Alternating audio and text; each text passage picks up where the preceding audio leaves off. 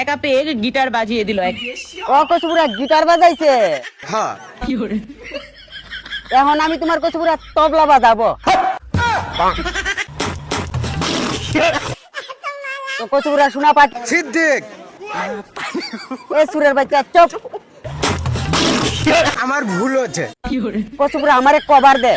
হ্যাঁ তো শোনা পাখি কচুপুরা কি জানো বাজাইবা? মনে হচ্ছে আমিও একটু গিটার বাজাই।